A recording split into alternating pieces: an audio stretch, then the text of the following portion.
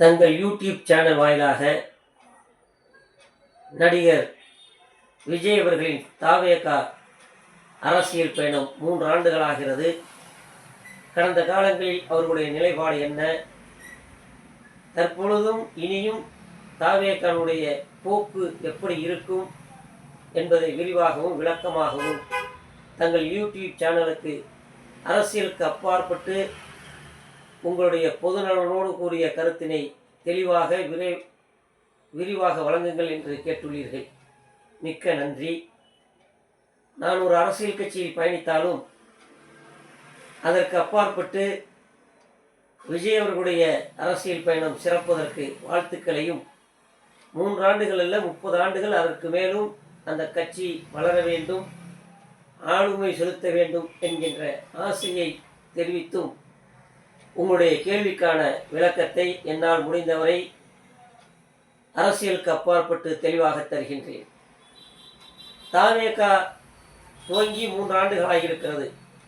இந்த 3 ஆண்டுகளில் தாவேகா துவங்குகின்ற பொழுது அவர் சொன்ன வாசகம் மிக முக்கியமான வாசகம்.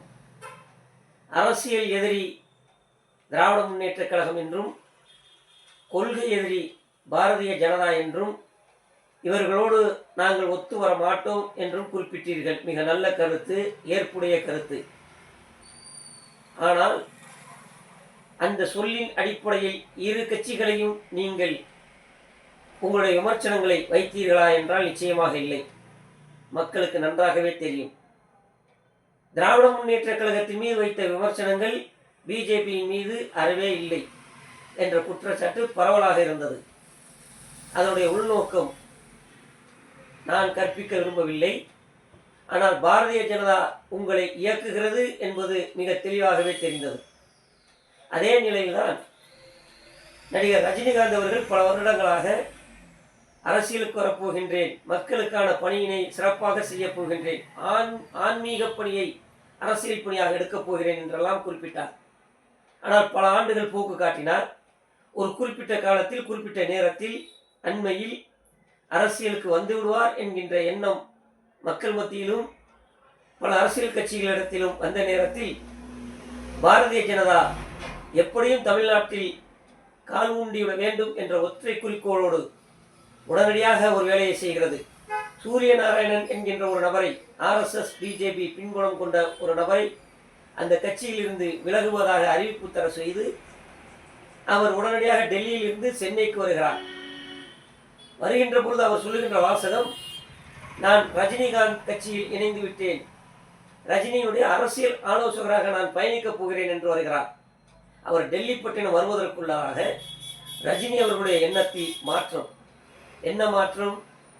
அரசியலில் அந்த கிணற்றில் நாம் நீந்த இயலாது, நமக்கு உடல்நலமும் ஒத்து வராது, வயதும் அதிகமாகிக் கொண்டிருக்கிறது என்பதை ஏதோ ஒரு காரணத்தினால் புரிந்து கொண்ட ரஜினிகாந்த் அவர்கள் உடனடியாக ஒரு அறிவிப்பு செய்கிறார். இது கடந்த காலத்தில் நடந்தது. நான் அரசியலில் பயணிக்க மாட்டேன், இனி எந்த காலத்திலும் நான் அரசியல் முடிவை எடுக்க மாட்டேன், விடைபெறுகிறேன் என்று வீட்டு வாசல் வரை வந்தவர் வீட்டுக்குள்ளேயே சென்று விட்டார். அதே பிளேட்டில், எந்த பிளேட்டில் வந்தாரோ அதே பிளேட்டில் சூரிய நாராயணன் மீண்டும் டெல்லியில் சென்று இன்று வரை பிஜேபியில் பயணிக்கிறார். ரஜினியும் ரஜினியுடைய ரசிகர்களையும் தன்னதாக்கிக் கொள்ள வேண்டும் என்பதுதான் பிஜேபி. அவருடைய உழைப்பை தமிழ்நாட்டில் நாம் சுரண்ட வேண்டும் என்று. அது நடக்கவில்லை, பலிக்கவில்லை என்பதனால் அடுத்த கட்டமாக விஜயை தூண்டுகிறார்கள். விஜய் அரசியலுக்கு வருவதாக சொல்லுகிறார். பாசிசம், பாயாசம் என்றெல்லாம் குறிப்பிடுகிறார். அரசியல் எதிரி, கொள்கை எதிரி என்றும் குறிப்பிடுகிறார். ஆனால் அதற்கு ஏற்றாற்போல் நம்முடைய விஜய் அவர்கள் நடந்து கொண்டாரா என்றால் இல்லை. காரணம், பிஜேபியினுடைய பின்புலம் இருக்கிறது என்பதற்கு எடுத்துக்காட்டு ஆதவ் அர்ஜுனா யார்?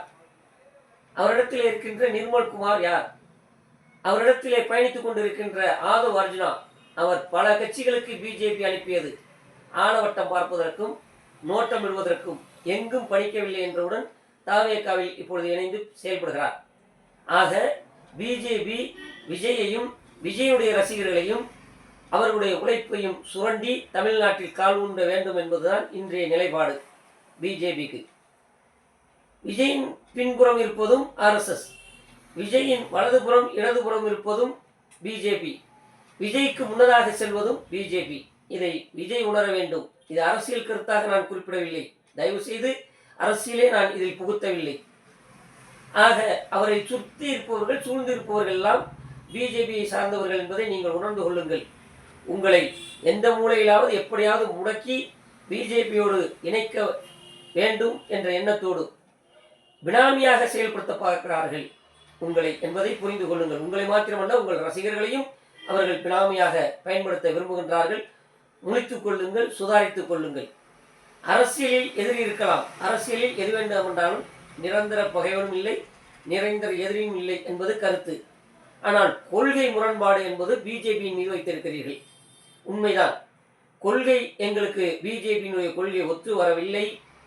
ஆகவே நாங்கள் பாசிசம் அருந்த விரும்பவில்லை, பாயாசம் அருந்த விரும்புகின்றோம் என்று குறிப்பிட்டால், காரணம் நான் அரசியலுக்கோ அல்லது திராவிட முன்னேற்ற கழகத்திற்கு நீங்கள் பயணிக்க வேண்டும் என்று ஏஜெண்டாகவே நான் செயல்படவில்லை.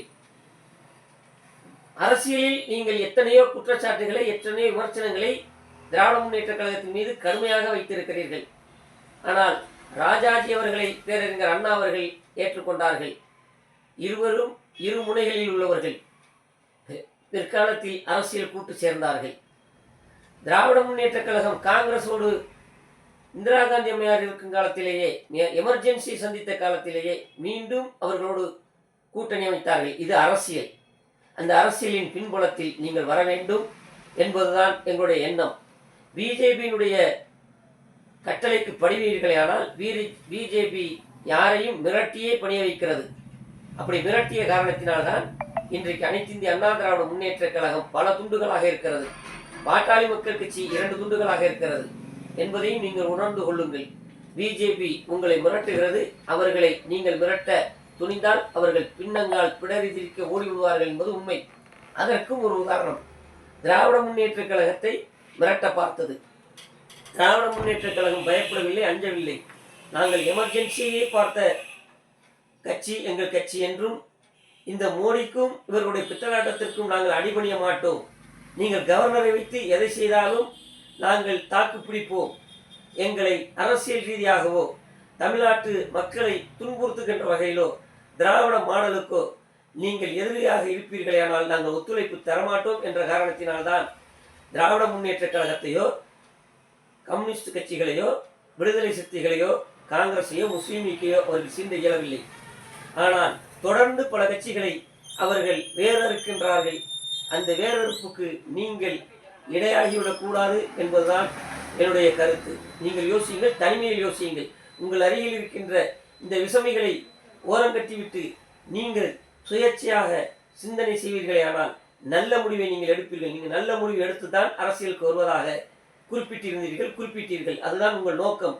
ஆனால் உங்கள் நோக்கத்தை குலைக்க பார்க்கின்றார்கள் என்பதுதான் உங்களுடைய எண்ணம். நாம் அடிபணியக்கூடாது, யாருக்கும் அடிபணிய வேண்டாம். திராவிட முன்னேற்ற கழகத்தை திட்டிவிட்டோமே, பேசிவிட்டோமே, அவர்களோடு எப்படி இணக்கமாவது என்றும் நீங்கள் யோசிக்க வேண்டாம். 100 தொகுதிகளில் நீங்கள் போட்டியிட்டு உங்களோடு கூட்டணிக்கு நான் மந்திரி சபையில் இடம் தருகிறேன், அனைவரும் வாருங்கள் என்று 3 வருஷமாக சொல்லி கூட ஒருவரும் உங்களை சீண்டவில்லை. அது வேறு கதை. ஆனால் நீங்கள் மந்திரி சபையில் இடம் பெறுவதை விட, நீங்கள் ஆட்சி அமைப்போம் என்று நினைப்பதை விட அது இப்பொழுது நடக்காது. நீங்கள் எந்த கூட்டணியில் சேர்ந்து வந்தாலும் ஆட்சி நடத்த உங்களால் தற்பொழுது இயலாது என்பது தெளிவான அரசியல் புரிதல்.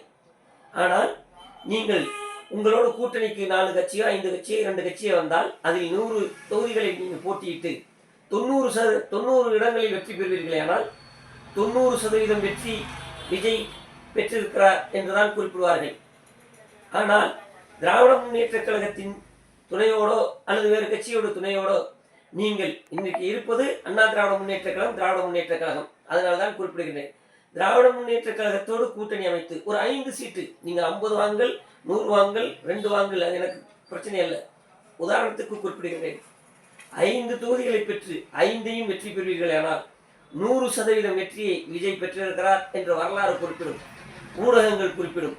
அதுதான் பிற்காலத்தில் உங்களுடைய அரசியல் படிக்கட்டின் உயரமாக மாறும் என்பதையும் இந்த நேரத்தில் தெரிவிக்கின்றேன். நீ திராவிட முன்னேற்ற கழகத்திற்கு எதிரணியாக அண்ணா திராவிட முன்னேற்ற கழகம் கூட்டணி அமைத்து விட்டது. பெரும்பான்மையான கூட்டணி, பலமான கூட்டணி. எங்கள் கூட்டணிக்கு இன்னும் பல கட்சிகள் வருகிறது என்று எடப்பாடி குறிப்பிடுகிறார். ஆனால் எடப்பாடி குறிப்பிடுவது உண்மை அல்ல. ஒரு திரைப்படம் பார்க்க போனால் அந்த திரைப்படத்தில் இடைவேளை உண்டு. உங்கள் தொழில் பூர்வமாகவே குறிப்பிடுகின்றேன். அந்த இடைவேளை நேரத்தில் சிலர் தம்மடிக்க செல்வார்கள், சிலர் டீ அருந்த சொல்வார்கள், சிலர் உற்சாகலிக்க செல்வார்கள்.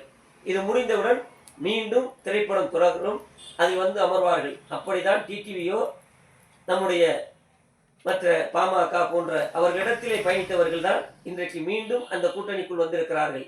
வேறு யாரும் புதிதாக வரவில்லை. ஒரு கம்யூனிஸ்ட் வரவில்லை, விடுதலை சிறுத்தைகள் வரவில்லை, முஸ்லீம் லீக் வரவில்லை. உங்களோடு பயணித்த எஸ்டிபி கட்சி அறவே வராது என்பது, அதாவது அண்ணா திராவிட முன்னேற்ற கழகத்தோடு பயணித்த எஸ்டிபி கட்சி அறவே வராது என்பது உறுதியாகிவிட்டது. தமிமுன் அன்சாரி வரமாட்டார்.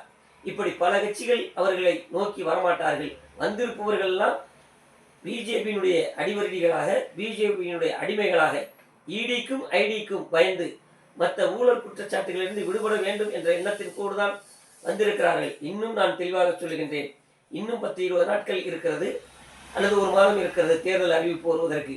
அதற்குள் எடப்பாடி யூடர்ன் போட்டாலும் போடுவதற்கான வாய்ப்பும் உண்டு என்பதை உங்களுக்கு தெரிவிக்கின்றேன். அப்படி யூடர்ன் போட்டு என்னோடு கூட்டணி அமைப்பார் என்றும் நீங்கள் நினைக்காதீர்கள். உங்களோடும் இனி வருவதற்கு சாத்தியமில்லை, அதில் செங்கோட்டையன் போன்றவர்கள் இருப்பதால். ஆக உங்களுடைய அரசியல் பயணத்தை நீங்கள் தான் முடிவு செய்ய வேண்டும். உங்களுக்கான அரசியலாக நீங்கள் கையில் எடுக்க வேண்டும். உங்களோடு இருப்பவர்களை நீங்கள் நம்பாதீர்கள். நம்பிக்கைக்குரியவர்கள் அல்ல அவர்கள். ஆதவ அர்ஜுனாவாக இருந்தாலும், அவர் நிர்மல்குமாராக இருந்தாலும், புஷி ஆனந்த் போன்றவர்களும் அவர்கள் உங்கள் உழைப்பை, உங்கள் தொண்டர்களுடைய, உங்கள் ரசிகர்களுடைய உழைப்பை சுரண்டி பிஜேபிக்கு கொடுப்பதற்கு வந்திருக்கின்ற ஏஜெண்டுகளாக செயல்படுகிறார்கள். தயவு செய்து இந்த செய்தி உங்களுக்கு எந்த வகையிலாவது உங்கள் கவனத்திற்கு முழுமையாக வரும். நீங்கள் பொறுமையாக ஒரு முறைக்கு 2 முறை இந்த செய்தியை கேட்டு நான் சொல்லுகிறேன் என்பதற்காக எடுத்துக்கொள்ள வேண்டாம். நீங்கள் சுயமாக சிந்தியுங்கள். இந்த நோக்கத்திலும் நீங்கள் உங்களுடைய சிந்தனை அமைய வேண்டும் என்பதுதான் இந்த புதுக்கோட்டை மு.க. ஷாஜஹானின் கருத்து. வாழ்த்துக்கள். நன்றி.